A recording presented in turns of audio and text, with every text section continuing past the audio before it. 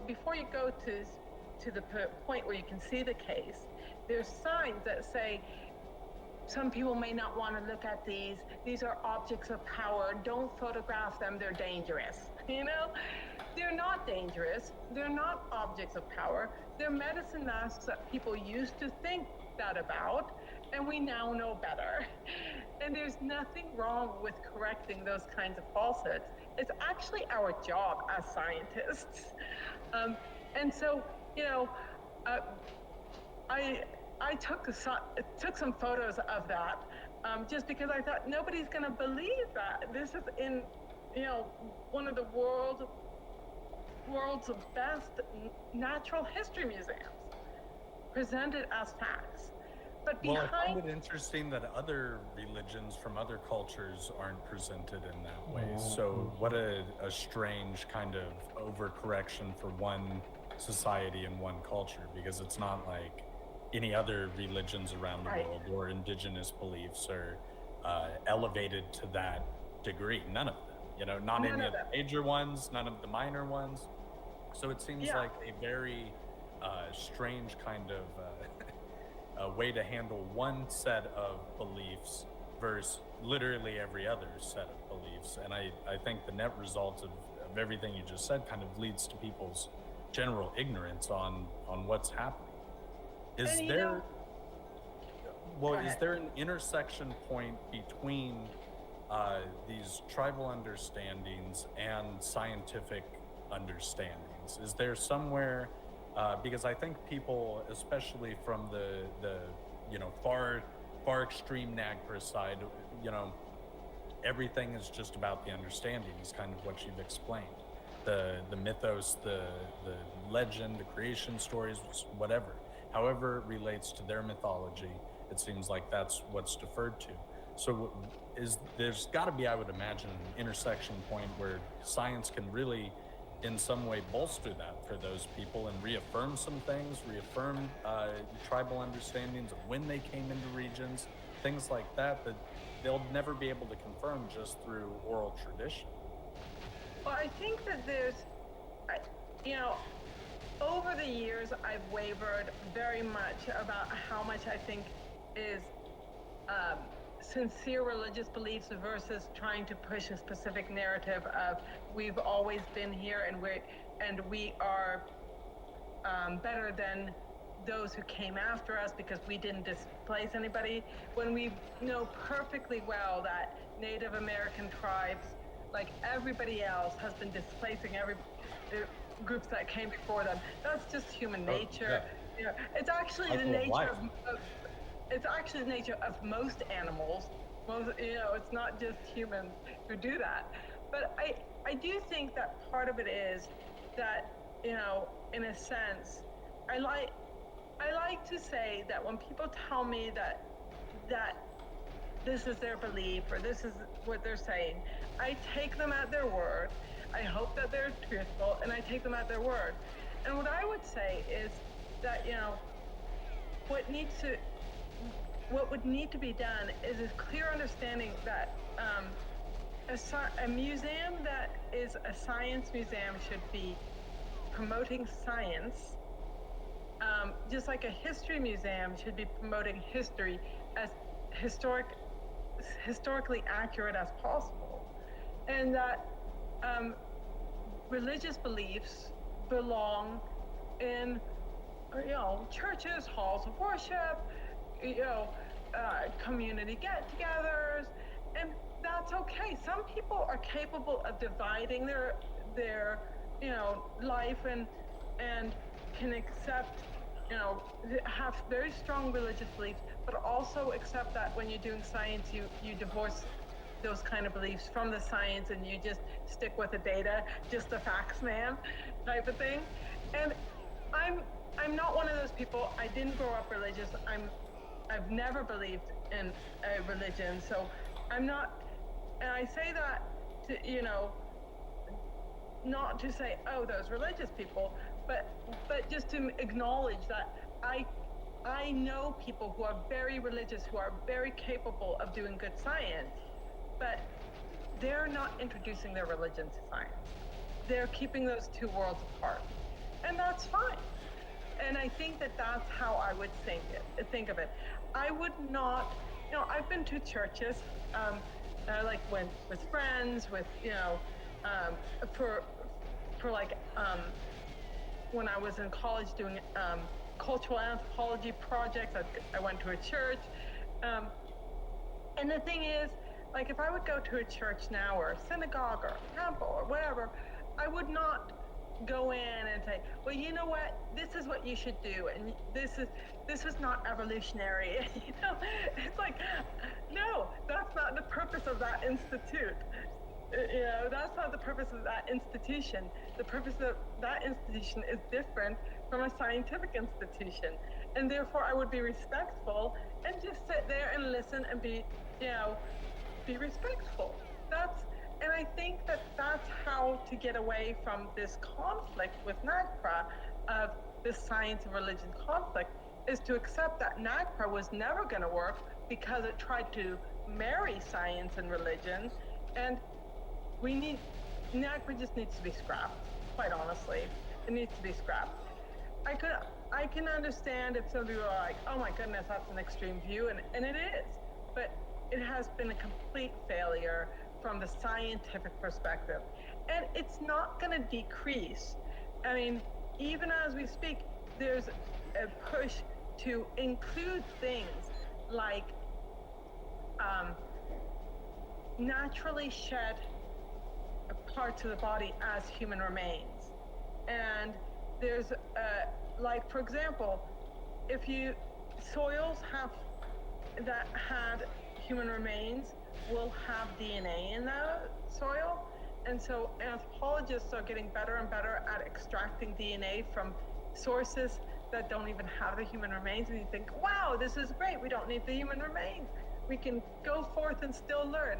But the problem is that because repatriation activists want everything back, and they want to be the ones to control the narrative, they want that part of the information too, and they want to be, they basically want now the soil repatriated, and soil is being repatriated constantly now. And so in a sense, I think that the argument like, oh, well, just give the bodies back, we still have the replicas, is not going to work, because the replicas are going to be the next on the list. At my own university, I was told that I could not have access to x-rays because x-rays were now sacred. Well, x-rays couldn't be sacred. X-rays couldn't be sacred because there are no Native American traditional religious practices that include x-rays. And yet, because you cannot win by the argument of, well, there's this knowledge, and then they're saying this, we have to defer to the Native Americans say so, then x-rays are sacred, regardless of the true definition of sacredness in the law. And so I just think that NAGPRA needs to be scrapped, and I would say that like the federal law, but also all the state laws that have NAGPRA, Cal NAGPRA, Arizona's NAGPRA, which many of them are more severe than NAGPRA. And we already have on the books laws, pre-NAGPRA laws, that protect burial sites, that protect archaeological sites from just being ransacked, the anti-looting laws. So we have those already in place. Those wouldn't go away. Like, people are like, oh, but you're just for looting and grave robbing. I'm so against looting. And looting destroys not only the site, it destroys the evidence. It's, that's not science, that's just theft. So I think that we have those laws already in place, and they were working. So NAGPRA was an unnecessary and very harmful step. Well, you mentioned something I would kind of like to touch on a little further. It sounds like there are technologies and methodologies that would kind of mitigate our loss of the actual physical bodies. And we're not even being allowed to access that now. Is that? Yeah, that's correct. So I remember when my book Repatriation and Erasing the Past came out, and my co-author was James W. Springer. When our book came out in 2020 for NAGPRA's 30th anniversary, people were like, just, we have 3D printers now. Just print the bones, print it off, give the real bones back. And at that time in 2020, and I don't know the state of 3D printers now, but at that time, 3D printers were not good enough to make a true replica, like the inside of the skull, for example. A foot, like if you're taking a foot has like 27 bones. It would take like 4 days to make a single foot. Like 3D printers were just not there. Maybe they're there now. I don't know. But it doesn't matter, because now Native Americans, especially in California, have said that they wanted the replicas back. That replicas also should be repatriated, which is really an abuse of the word repatriated, because replicas weren't theirs, But I knew that this was coming. I had predicted this, and people called me crazy for my prediction, and I was right. And one of the reasons why I knew it was coming was way back when I was doing my PhD in about 2000, 2001. 2000. I got my PhD in 2001, so it was probably in 2000 when I was collecting the data. Way back then, I was at the Canadian Museum of Civilization in Ottawa. We're collecting my data. And of course, Canada doesn't have NAGPRA, but it has similar culture of repatriation and similar kinds of legal stances, I'll say. I was collecting my data, and the curator was, he was in the same big office space or big research space that I was in, and he had gotten off the phone. At the time, the Haida, which are Northwest Canadian First Nations people, were repatriating a collection of skeletal remains, and they were going through the museums, banging drums. I'm not saying that to be facetious, they literally were, okay? So they were like marching the halls, banging drums behind the scenes. So this is in the curation facility, and taking the remains, and they reburied them. And when all was said and done, about 2-3 days later, the curator got a call from the repatriationist, agent or leader, whoever was organizing it. And he said, it's come to our attention that you have some casts of our people, and we would like those back so we can smash them. They're like ceramic or plaster casts. And so this was happening in 2000, and now it's literally written into some of the state laws that replicas can be repatriated.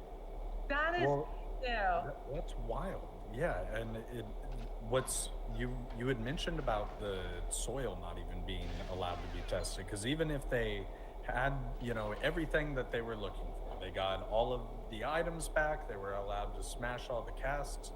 How is science being blocked from things that aren't even directly related? The soil is not related to anybody that's ever lived ever. It doesn't belong to them. Yeah.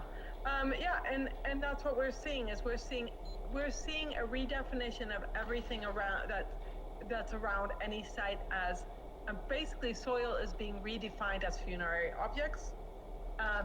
Feces, like fossilized feces, is being redefined as funerary objects. Natural formations are sacred places, and all of these then become off limits to scientists of geology, geography, environmental scientists, there are marine biologists who are now being affected because of certain water areas are considered sacred. So we're seeing this kind of spread out into all these different fields. What is being lost is a whole generation of knowledge from a variety of fields. And because repatriation is an ideology, it's an ideology that's driven in part by religious beliefs, but it's also an ideology driven by what I would call a postmodern ideology, where the Native American narrative is a narrative that matters, and what they say is true because they're the victims of the past, and the white narrative or Western narrative is to be ignored or taken the back seat because the whites were the victimizers. And this is what postmodernism is. So there's no such thing as objective truth. It's basically the world is split into those people who are victimized and those people who are victimizers. And therefore, all that you need to do to understand things is listen to the victim. It's not to say that victims of various time periods and so forth don't have important things to say, but that's not how to understand things forever. And so anthropologists kind of embrace that postmodern ideology, and they therefore supported NAGPRA even if they are atheists, not or don't believe in the religious beliefs of Native Americans or anybody else, or have a specific religious belief themselves. And so NAGPRA made for strange bedfellows. It made for the progressive academics who are very hostile to some religions, and the religious groups that were very supportive of NAGPRA because it's another religious law. So like if you look at who signed support letters of NAGPRA before it passed, it's quite funny. It's like Baptist Women of America, or what, the Mennonites, and then like the American Anthropological Association. You would have never thought that they would have agreed on something.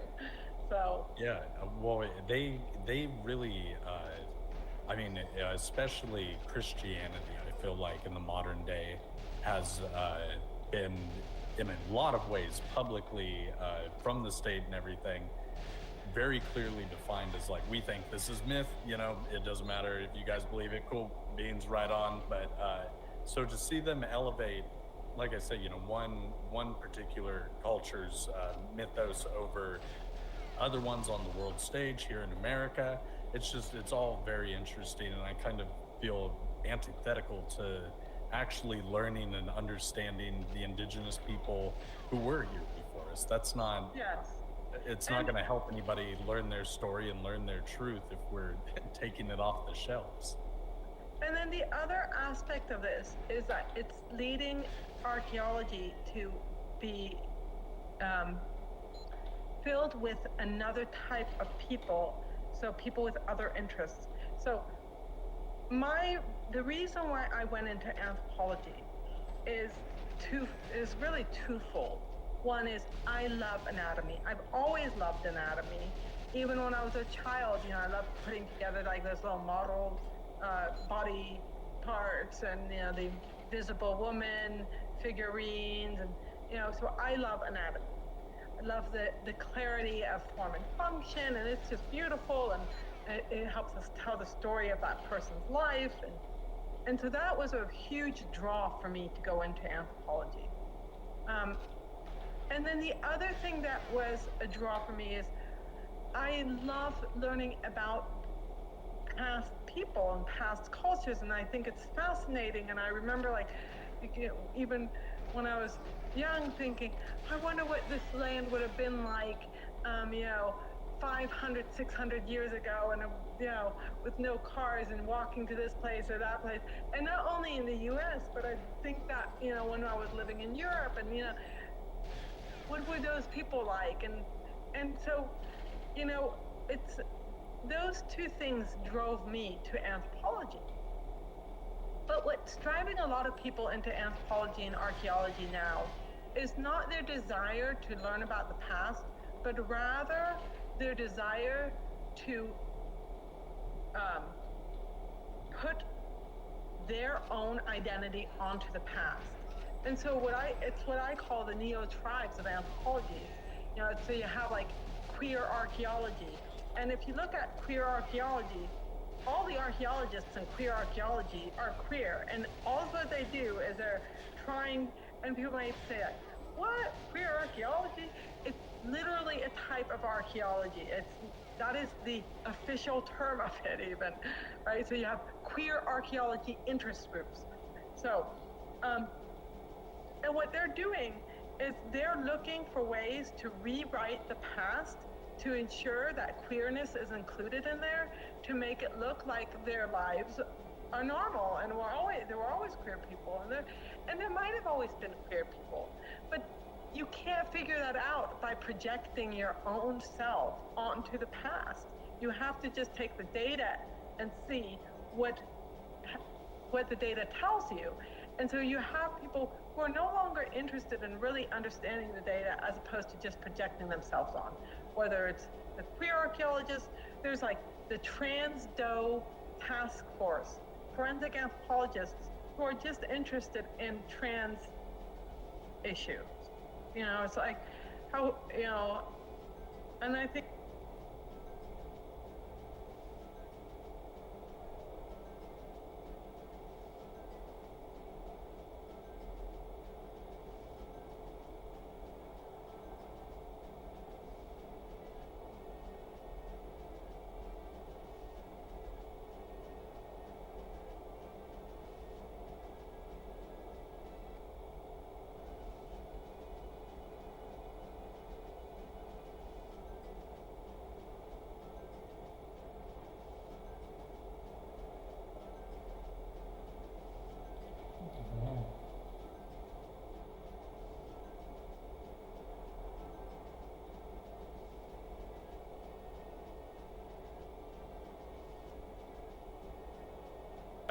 I agree completely. There's no place for activism in academia.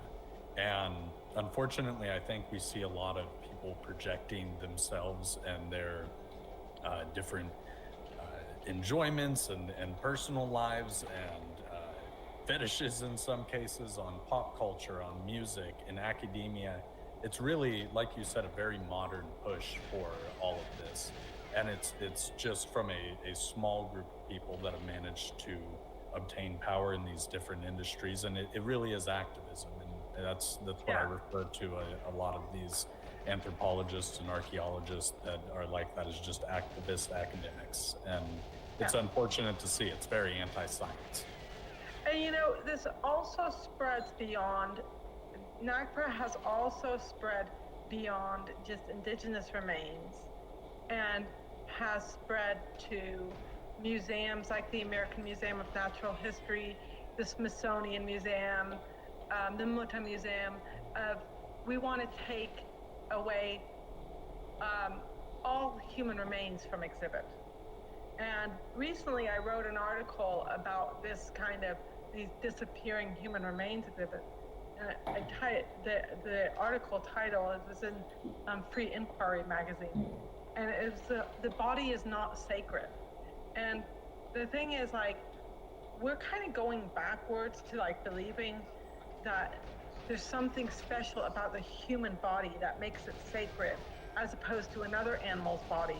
And one of the beautiful things about evolution is that it shows us a continuum of life, and so that the human body is no more sacred than the body of another animal, of a deer or of and so one of the things I would hope is that people be like, oh, well, that's an interesting perspective, and we shouldn't be getting rid of human body displays. Unfortunately, when I was working on this article and on this issue, I noticed that the human specialness concept of the body being sacred from humans but not others has morphed into something even worse, because now Native American repatriation activists are arguing that animals' bodies are sacred, and so they want to rebury those too. So, um, when I was being attacked for my views at my when I was still at the university, San Jose State University, because of a photograph I took with a skull, and I said, how is this different than the photograph of a zoo archaeologist who takes a photo with a deer skull or a dog skull and so forth? And my colleagues were like, "Oh, it's very different because it's human remains." And I'm like, it's not different if you don't believe in a religious perspective of human specialness. I said, then it's not different. And I didn't foresee that less than 2 years down the road, or less than 3 years down the road, that the switch would come to be that, yes, it's not, humans and non-humans aren't different. They're both sacred now. And this is the worst turn that could have happened, because as we see the museums shuttering their exhibits of human remains, so first Native American materials, then human remains in general, you can bet that animals and those, taxonomy exhibits are the ones next to go. It would not surprise me at all.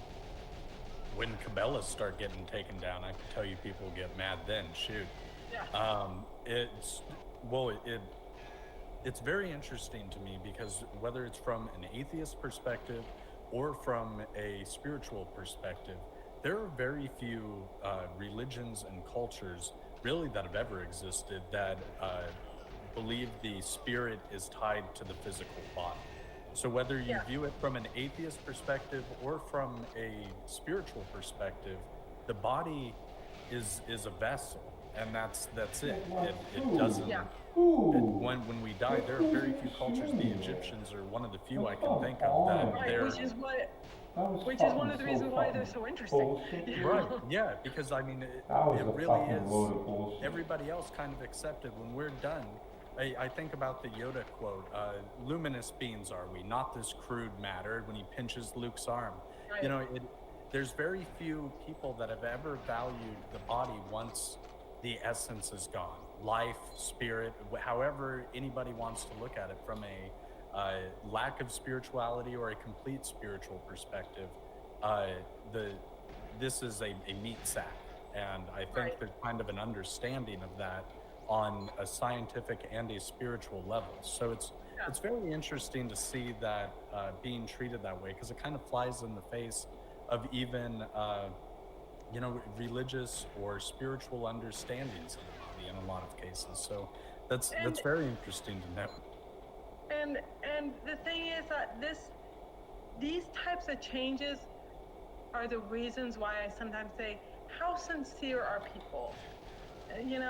5 years ago, they weren't worried about x-rays. They were fine with them. Now they are.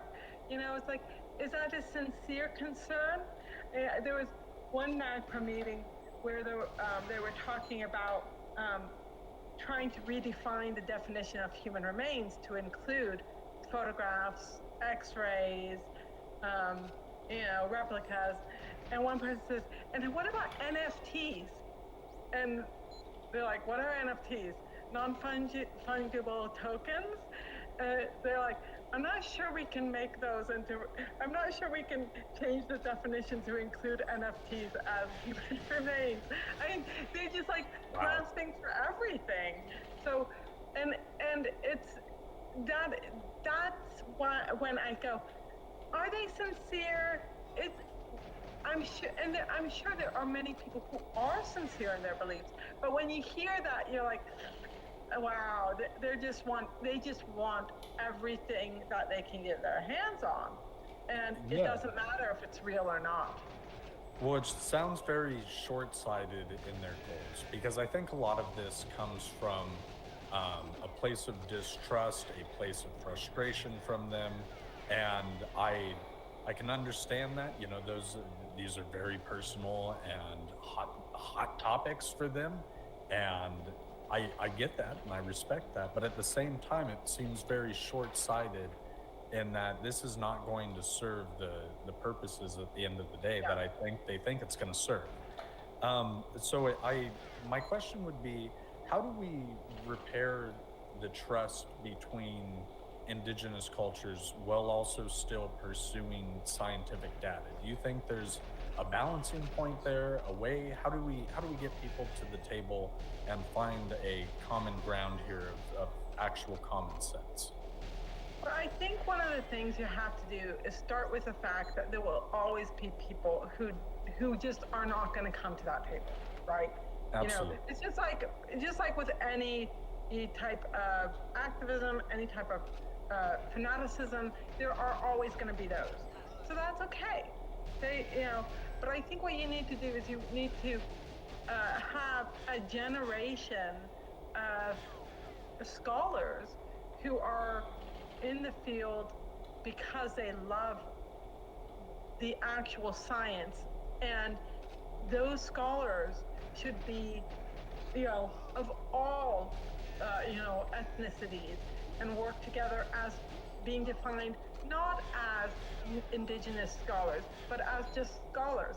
And I think once we take away the definitions of people by their identity, political identity, ethnic identity, and so forth, and just deal with people as people and the job they have to do. I think that that's where we should be heading for.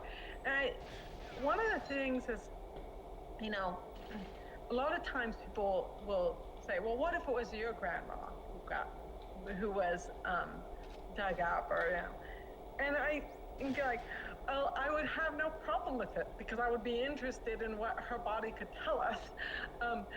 But these kind of things like, oh, what if it was yours, or what if it that misses the point that we don't need to. We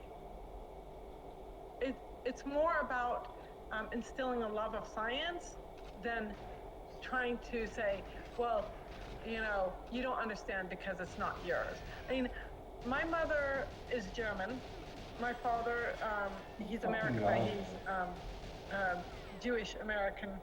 Um, on his family converted, but from Romania and Hungary, and Austria. So European background basically. Um, and I can tell you, I have no problem with the excavation of European remains. I have no problem with the display of bog bodies who were Germanic tribes. I have no problem with that. And so when people are like, oh, well, if it was yours, well, it is mine in Europe, and I have no problem with it. So it's a weak argument. The argument should be that we should want to tell the story of these past people who couldn't tell their story because they had interesting lives that they led, and we need to further the science. You might say, oh, well, it's just, this esoteric science.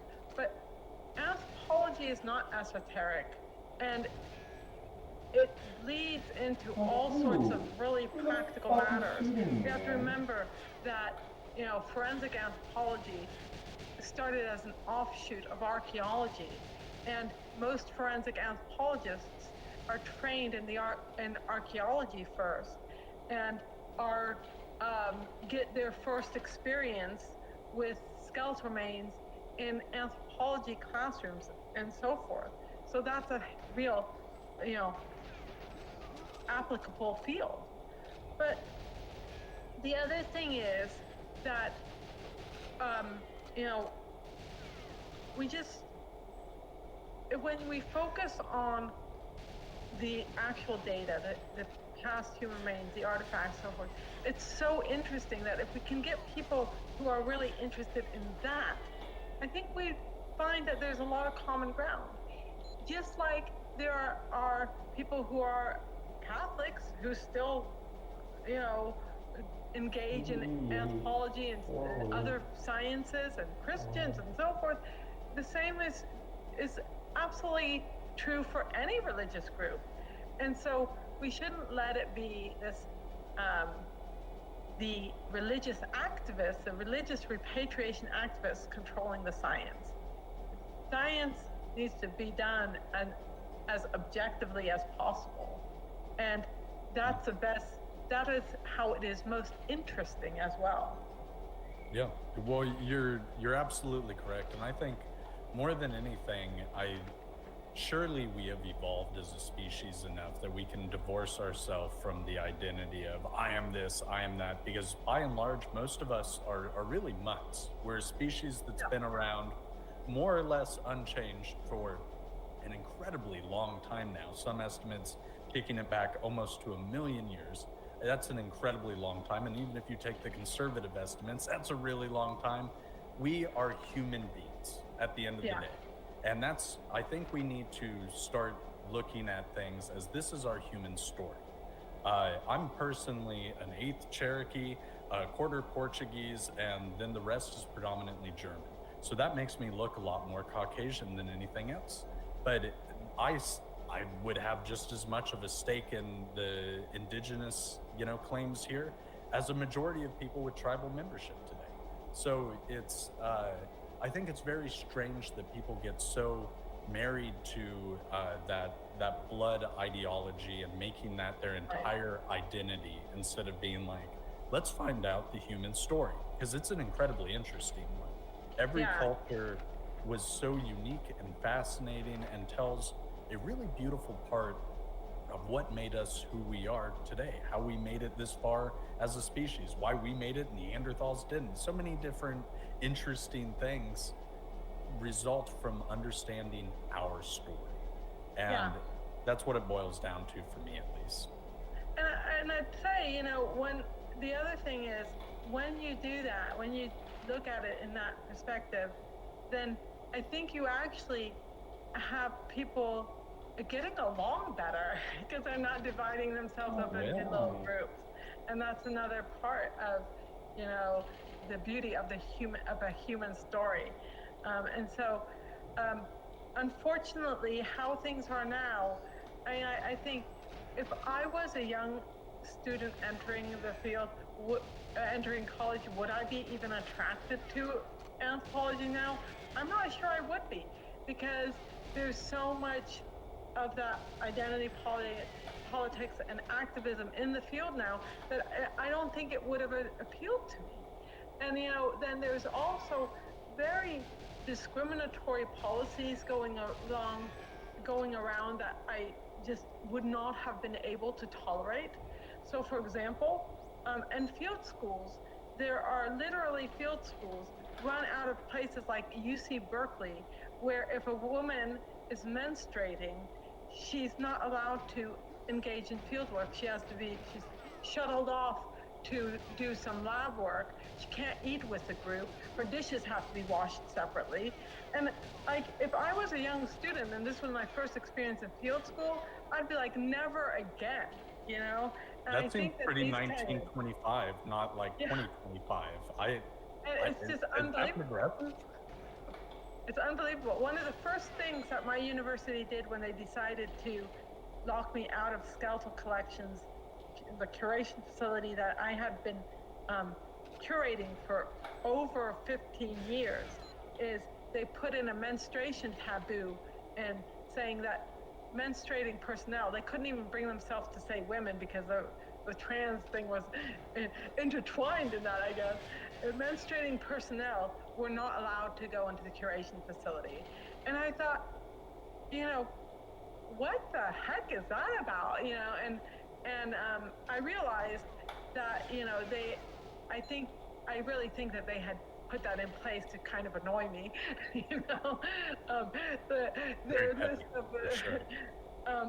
Their list of what can and cannot be done was like a list of things that annoy me and that I had written about before.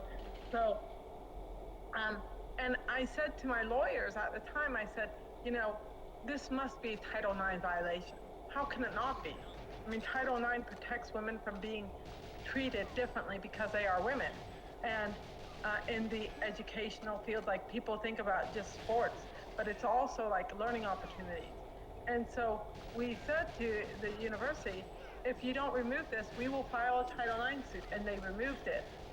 But it just these kinds of things are happening across the nation, and we shouldn't allow it to.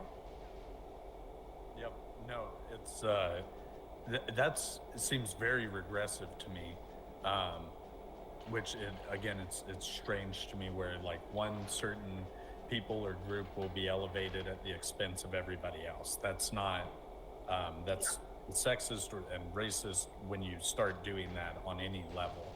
And like I say, really the only view, which is the scientific view, is we are human beings.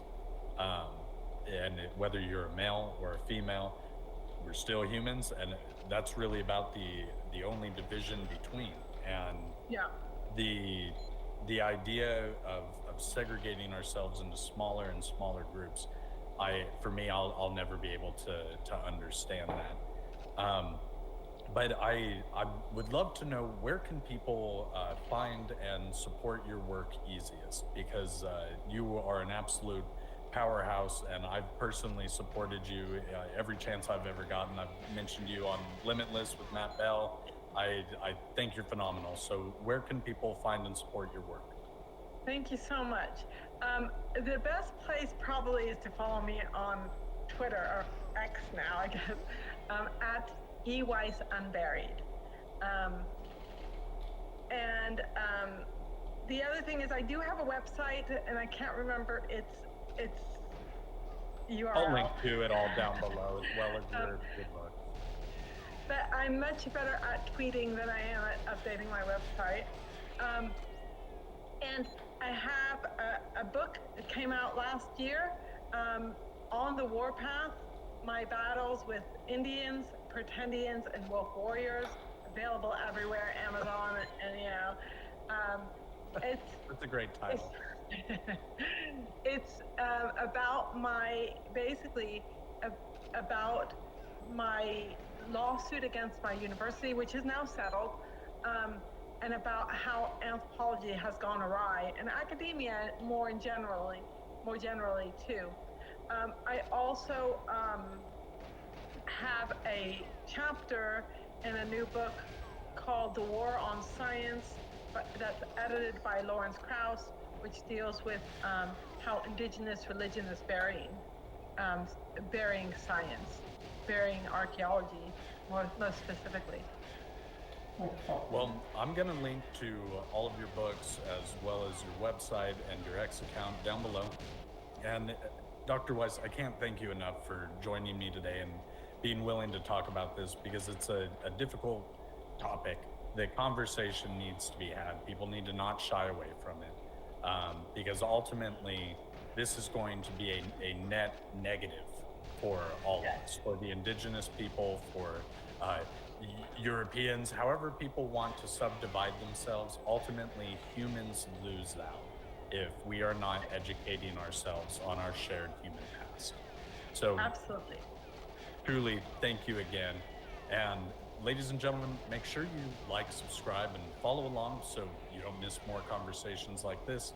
But until next time, be indomitable in your quest for knowledge, no matter how tough the conversation or the obstacles in your way. But above all, stay curious, my friends.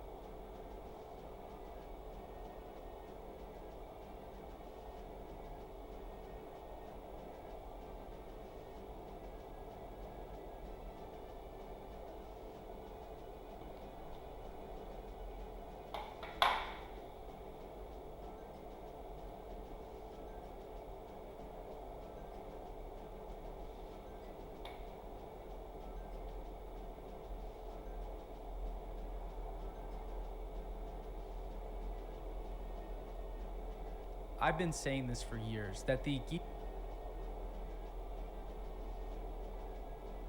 Giza Plateau is so much more than just the three Great Pyramids. When you arrive in Egypt, the pyramids absolutely dominate the skyline, and while you're standing at the base of them, it's hard not to gaze up towards the top. But as you walk around the Giza Plateau and try not to trip over every nook and cranny, you will notice that there are shafts and tunnels that lead down to elaborate labyrinths all throughout the Giza Plateau. I often tell people that I travel with, think of Giza as a honeycomb. It's almost as much void as it is bedrock beneath the pyramids. And for everything that's a little bit questionable about this new SARS scan that's come out in relation to the Khafra pyramid, what it has done is highlight this fact that there is so much more to the Giza Plateau than just the three Great Pyramids. And this was never more evident to me than when I was finally able to visit Giza. If you haven't been to Egypt, it can be hard, if not impossible, to get a real grasp on the size and scale and the massiveness of the pyramids, let alone everything that's around the pyramids, such as the mortuary temples or this large basalt floor that sits at the base of Khufu's pyramid, or the various mastabas and funerary buildings scattered all throughout the site. It's an incredibly dense archaeological site. And it's not without proper cause that the pyramids take up so much of the limelight, but it does tend to drown out some of the other thought-provoking and compelling aspects of the Giza Plateau, of which other scholars and independent researchers may find even more interesting than the pyramids themselves. So before we lived in this weird modern dystopia, ancient people had natural remedies for everything that were actually healthy, which helped to calm the mind and restore the body. And one of the most prized remedies was the use of saffron. Dating back well beyond 3000 BC, it was used by the Greeks and the Egyptians to relax, as well as to treat melancholy and restlessness. This has easily been the busiest, most stressful month of my life, and today's sponsor, Verso, could not have come at a better time. Taking their product, Evening Being, actually gives my brain the permission to rest. And when I lay down, I'm actually able to fall asleep easily, sleep deeply, and the next day when I wake up, I don't have that fog over my brain that plagues so many of us. Experience what the ancients probably knew better than we know today. Click the link in the description below and head on over to verso.com and use the code CAVERNS, that's all caps CAVERNS, to get up to 15% off your first purchase. Now, back to the show. One of my favorite aspects about Giza is the Valley Temple at the base of Khafra's complex, sitting just next to the Sphinx. These huge cyclopean red granite stones that are perfectly hewn and fit together.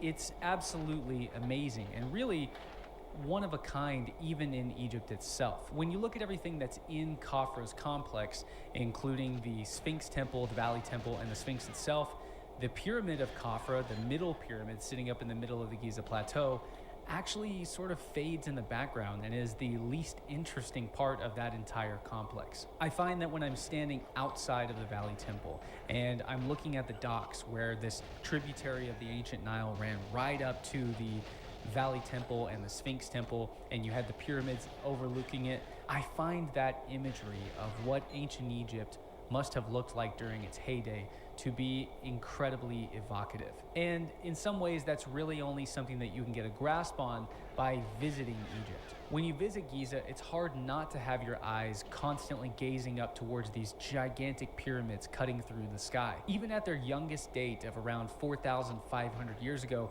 they are still the most massive buildings ever built. And this was all being done while most of the rest of the world was still toying with sticks and living in thatch and wood huts. We find the pyramid strange because it challenges us to contemplate and comprehend a reason to build something that is still the heaviest building in the world at around 6 million or more tons. Even the oversimplified explanations of the pyramids just being tombs must be an understatement. They must be more than just that. But today we're going to talk about the other element of Giza. Most people don't realize that around 70 to 80% of Giza's archaeological site is actually below your feet. There are an incredible amount of buildings on the Giza plateau that are continually being buried by the desert sand, some of which were known of and excavated over a century ago and have been lost to the sands of time since then. Archaeologists do not know where some of these mastabas exist today. And if you decide to tread off the beaten path around the southern end of the plateau,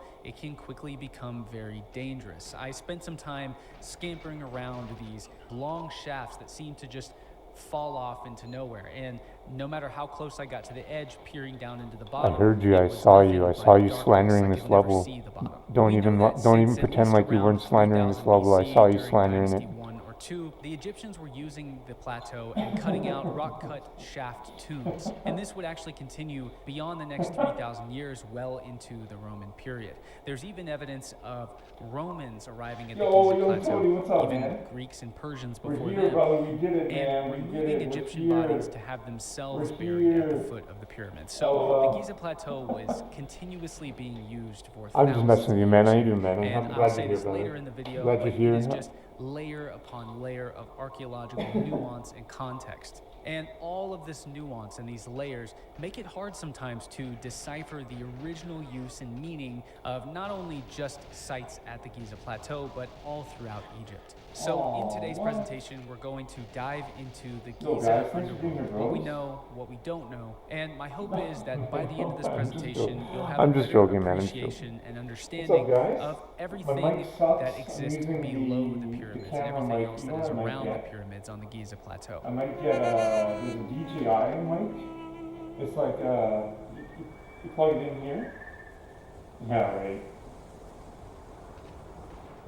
A couple of months ago, I ventured down the long descending passage within the Great Pyramid. It was about midnight. The Giza Plateau was closed, and it was a very surreal and personal experience. The countless centuries that these stones had sat in darkness, and now I was there within the lowest depths of the pyramid itself. It was a profound feeling.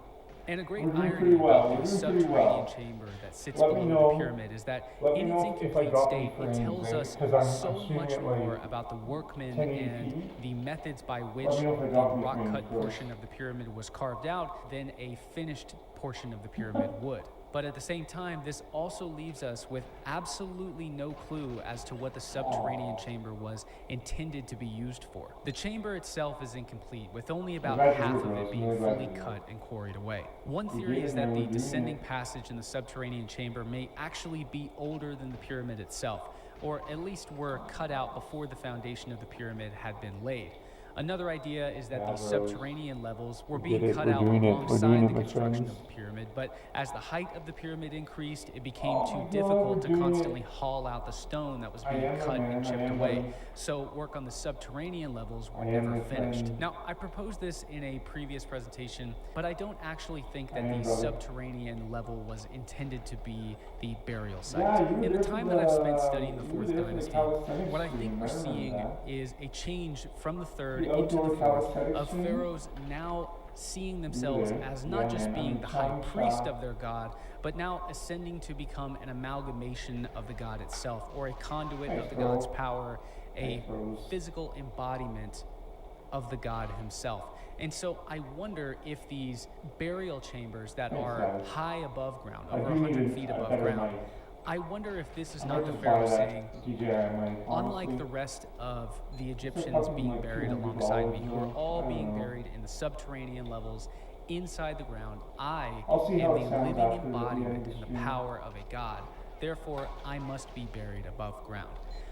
I think that we may be seeing some kind of psychological change here, but that's just my guess. Now, I think I should take a moment and address this popular narrative idea of the pyramids being tombs. I mean, this is what the vast majority of people have just accepted for thousands of years. And a lot of people, at least in the modern day, don't like this idea.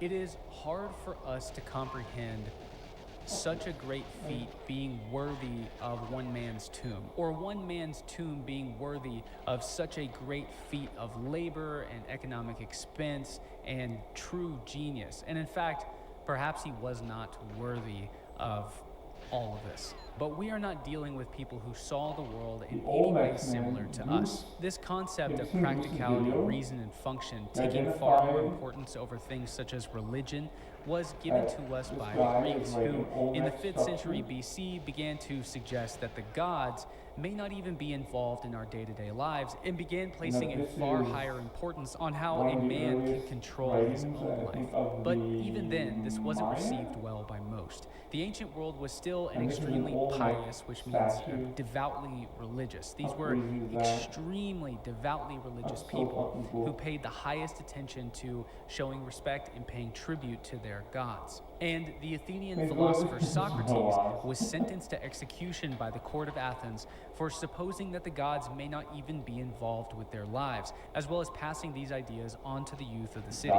This Socratic way of thinking that really we all have in the first world in the 21st century is something that was given to us by the Greeks, and it began about 2,500 years ago and slowly eked its way out into the Western world. But as we cross that threshold beyond the 5th century in Greece, we move into an entirely different chapter in human history. These are not people who thought and viewed the world really in any way similar to us. The way that they explained their realm, the way they explained the natural world and science was mostly through religion. And especially the Egyptians, who Herodotus, who is a 5th century Greek traveler visiting the Egyptians, he said that the Egyptians were even more devoutly religious than the Greeks. I bought a chair. It's arriving the next few days. The Greeks were oh so my pious god, that my he sentenced spine's already Socrates to fucking death in breaking on this 399 thing. BC. So how much more religious So could hopefully the Egyptians have been? So in like 2 or 3 days from now, I'm gonna have like a really awesome chair. as the literal The mic might still be the same, but of the high god, whichever the chair was patron like deity it is during this era. During the $60, 4th dynasty, it would have been and the it's god gonna be pretty Ra. epic. This is the kingdom of the sun god. Oh, So we man. have to realize that we cannot impress upon the ancient Egyptians our standards of what we think is Oh, you gotta reasonable use in a the modern tilde, world, use a because tilde. we are dealing with people who Use a are tilde. almost nothing like us. And really, that's what makes them so fascinating. And once I understood this, it made the study of the Egyptians so much more gratifying, so much more deep, so much juicier, because you're studying people who are so different than us. When you finally grasp this, it opens up your mind to an entirely new realm of possibilities. The Osiris Shaft. For nearly 2,500 years, the mystery of what lies at the bottom of the Osiris Shaft has been shrouded in legend. Even the Greek traveler Herodotus visited the shaft in the mid-5th century BC and was told by locals that somewhere at the bottom were the remains of a great ancient king who was buried on an island surrounded by water. Now, in preparing this part of the presentation on the Osiris Shaft, of which really there's not a lot written about this, I came across a paper published in 2007 called The Discovery of the Osiris Shaft at Giza, where Zahi Hawass essentially takes sole credit for the most current excavations and surveys done at the Osiris Shaft, calling it one of his most important discoveries at Giza. Anyway, for centuries, the Osiris Shaft had been used as a swimming hole, and even a location where people who visiting the Giza Plateau would stop and drink fresh water that was coming up from the ground. And it's odd, for as famous and mythical and legendary as this feature at the Giza Plateau is, very little contextually is actually known about when the Osiris Shaft was cut out and what exactly it was used for. And most tourists, as they descend down the causeway from the middle pyramid, they may walk right over the entrance of the Osiris Shaft. It takes a trained eye or somebody who knows what they're looking for to not miss it. The known portions of the underground structure consist of 3 different levels, the center and lowest levels being the most significant. The center level consists of a large open room with several adjoining chambers, along with a 3rd vertical shaft which descends down into the lowest level. It's here that You're up to archaeologists date on that discovered shit, bro. a You're a clearly fucking very megalithic, important burial site, which is raised from the fucking- floor and may have once been flooded around its base. Which So you saw the could present Zahi the Hawass island and lake that Herodotus interview had with Joe written about Rogan? It was a disaster, 2,400 man. years earlier. It And was a in the early complete disaster. 1900s, some young Egyptians were lowered down into the shaft to collect and bring up artifacts from the material recovered. The earliest artifacts dated to the reign of 6th dynasty pharaohs, and it is largely from these findings that the earliest use of the Osiris shaft is Oh, dated wow, to that's Dynasty crazy. 6, which would be around I couldn't 2350 sit BC. through it, But man. artifacts dating all the I way only down watched to the like 5 21st and minutes of it. 22nd dynasties have been It's discovered such as a well, fucking- which tells us that like, this idiot. Osiris shaft had been open for centuries upon centuries. Yeah. Now, there are many ideas regarding what the Osiris shaft had been used for, but to me, something about it seems similar to the Osirion, a very large, laboriously constructed structure used as maybe a symbolic location for the mystery cult of Osiris, the god of death. The rituals and initiations performed within these mystery cults must have been a tightly kept secret, likely punishable by death, as the later Greek mystery cults also were, as their inner workings and proceedings were never divulged in ancient times and remain one of the most elusive, romantic, and compelling mysteries of the ancient world. And it's my thought that whatever was taking place in these processions, whatever was being revealed to the cult members of this Osiris cult, was so valuable and so safeguarded and You can coveted barely that hear it me, needed eh? to be protected for all eternity. It's my personal hunch that whatever was taking place in the Osiris shaft is either tangentially that a little connected better? to or It's a little akin, better. very similar to, the use of the Osirion, the boat pits. As you're standing around the base of the Great Pyramid, you're better. likely to eventually notice this huge gash in the ground. And found in these gashes were the remains of royal boats, whose boards were sewn together with rope in ancient times. They are not very substantial constructions, and indeed they may have never actually I been need a better sailed on mic. the Nile River. But these are called solar boats, and it's Oh thought wow, that their his purpose voice is to be really used by the fucking bothers resurrected me. I pharaoh really in the hate that guy's afterlife. voice. Now, this may sound silly to us at first, but let's imagine the Egyptian perspective. The only way of transportation in this ancient realm is by boat. This is long before the arrival of horses or camels into Egypt. And you're not walking through the desert or along the oasis to get to where you need to go, because it's not as easy to get anywhere as it is by sailing up and down the river. The river is also the central component to all of life in the ancient Nile, as it gives life to everything along the Nile. They also closely follow the path of the sun, whose divinity is even noticed and worshipped by the blue lotus flower, which rises up from the depths of the Nile, blooms in the midday sun to worship the sun, and then closes and goes back down into the murky underworld of the Nile every single day.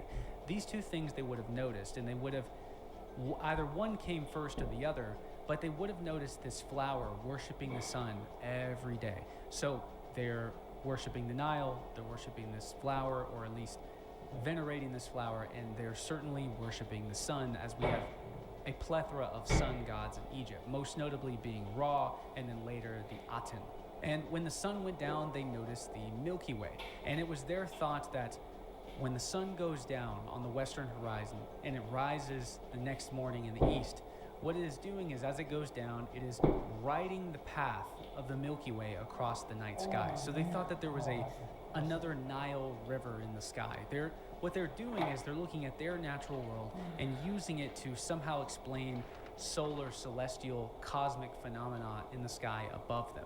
And eventually, somewhere along the way, it became the belief of the priesthood and of the pharaoh himself, who is, of course, the head of the priesthood, that in his next life, or in the afterlife, he would need a boat to join the sun god Ra in riding across the Milky Way or across the universe for all of eternity. Or all of that could be wrong, as it's just an interpretation of very scant, rare, and extremely ancient archaeological evidence that only gives us a slim glimpse into the belief of the priesthood of the royal court in Egypt's 4th dynasty, the workers' graves.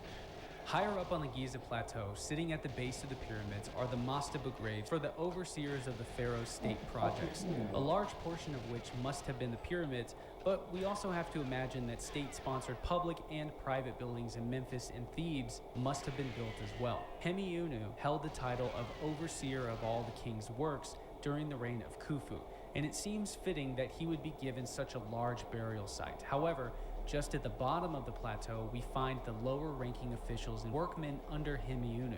These are known as the workers' tombs. These tombs range from different varieties. Some are rock-cut burials with causeways leading up from the Nile. Others are simple sandpit burials and even egg dome tombs, a I've never peculiar heard of mud Coral brick Castle. vaulted tomb with the deceased being I've never placed in heard a of fetal Coral position Castle inside. before. This may be hearkening back to the primordial mound of regeneration, or at least I think that when we see people being buried in this fetal position, it's a representation of their hope of being reborn in the next life.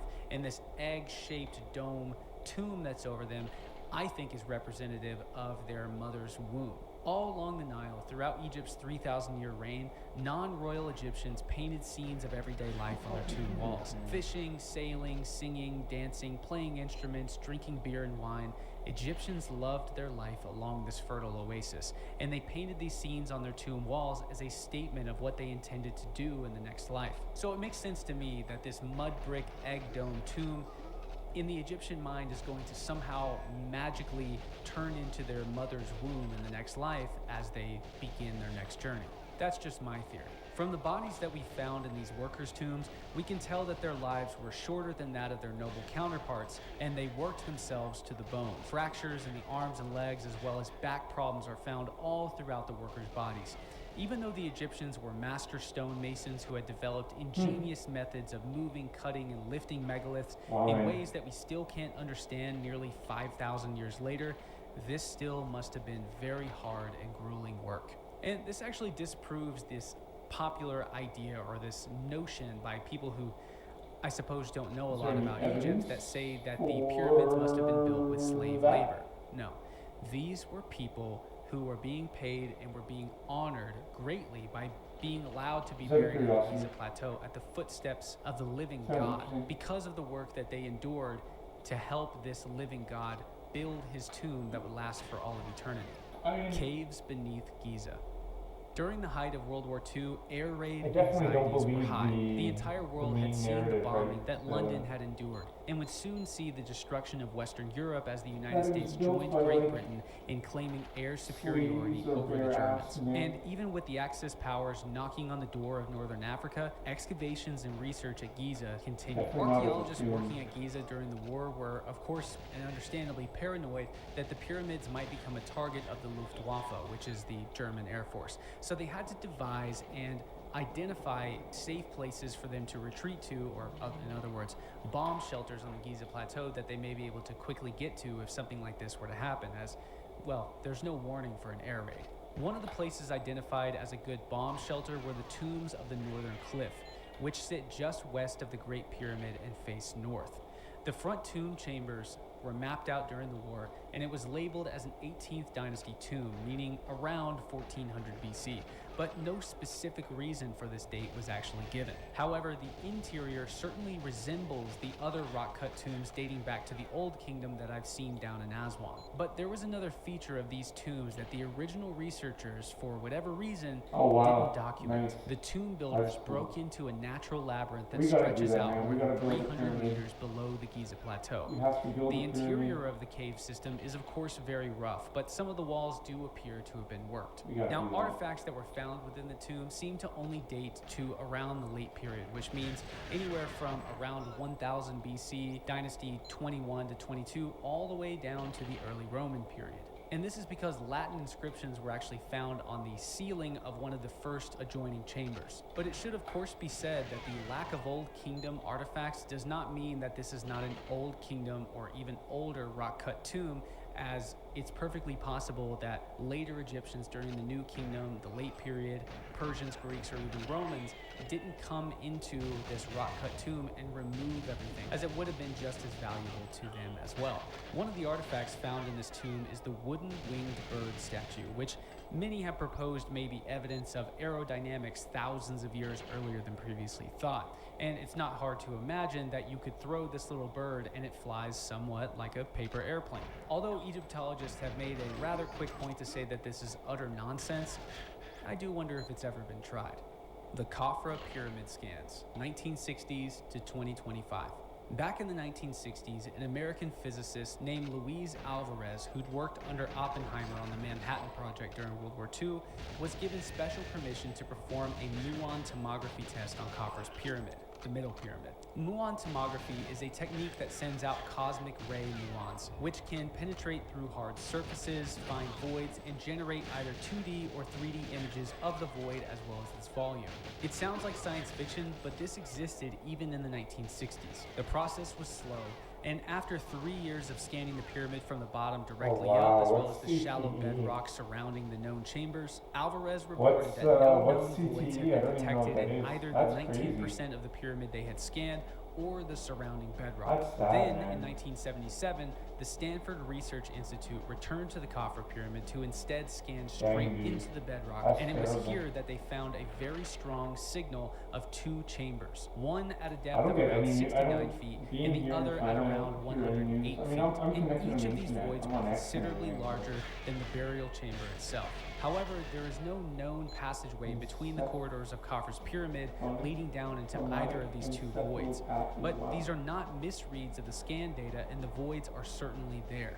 Now, one very possible, perhaps likely explanation is that these are part of the labyrinths and cave systems that run beneath the Giza Plateau that connect back to the tombs of the northern cliffs that we discussed earlier. And I don't doubt that it may be possible that the Egyptians knew of other labyrinths and natural cave systems that could have connected to these very same caves beneath the Khafre pyramid. Okay, so now I have received dozens of messages of you guys wanting me to respond to and shed some light on these new Khafre scans that have absolutely taken the internet by storm. But I have felt that there was enough people out there who had covered this topic pretty thoroughly, and I didn't have much to add, so I didn't want to capitalize on the interest and just make a video parroting what everybody else had to say. I didn't feel that making a video solely focused on these new SARS Khafre scans was entirely necessary, but it dawned on me that this may be a perfect opportunity to address this while also shedding light on the greater Giza Plateau and the other features of the Giza Plateau that are subterranean and below the pyramids. But these recent scans can't go without mentioning. So within the last couple of weeks, a team of Italian scientists released a paper claiming to have detected an incredibly massive network of shafts with 2 large structures at a depth of more than 2 kilometers below the Khafre pyramid. The technique behind the discovery is called synthetic aperture radar Doppler tomography. To put it simply, this is a type of technology that can be found installed on both planes and satellites and sends down pulses towards the Earth. And it uses the returning signal to create either 2D or 3D images of its readings. But this is almost never used to detect anything below the surface, as its subsurface readings are incredibly inaccurate. Perhaps it could go through 10 feet of fine sand before it hits solid bedrock and ends completely. Now, this radar was directed down towards the Giza Plateau, and the data received was interpreted as showing a massive structure below the Khafre pyramid. So in a nutshell, this is what happened. But the controversy is not necessarily over their findings, but instead of how they represented their findings. When news of the radar data emerged, it was accompanied by these art concept images depicting duplicate King's Chamber and relieving chamber structures, which are found in the Great Pyramid, not in the Khafre pyramid, superimposed onto the interior of Khafre's pyramid. They also depict more than 2 kilometer long vertical cylindrical shafts descending down into the Giza Plateau below Khafre's pyramid with winding staircases leading to 2 80-meter long chambers at the bottom, all of which are below Giza's water table. Aside from these problematic digital renderings, which may be dishonest at best, the main cause for concern here is that these new scans don't actually depict the interior chambers of Khafre's pyramid that we know exist, chambers that are in fact open to the public, let alone the 2 voids that I discussed earlier that were discovered back in the 1970s by the Stanford Research Institute. None of these known chambers and voids within Khafre's pyramid or below it are detected by this new 2025 scan. And for anybody questioning whether or not perhaps the 2025 scan is more accurate than the scan from the 60s and 70s, well, we know that those 60s and 70s scans were accurate because they tested the technology beforehand.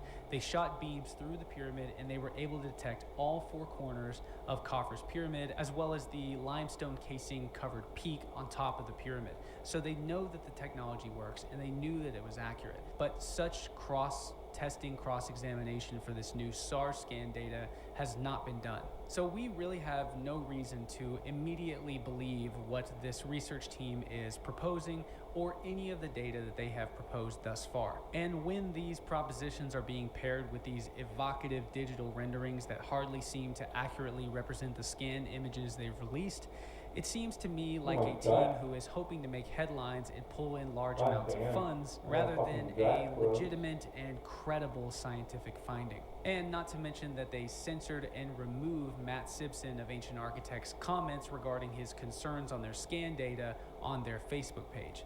Any professional scientific organization that is censoring, silencing, or blocking people who are raising questions about their research is automatically open to an incredible amount of skepticism.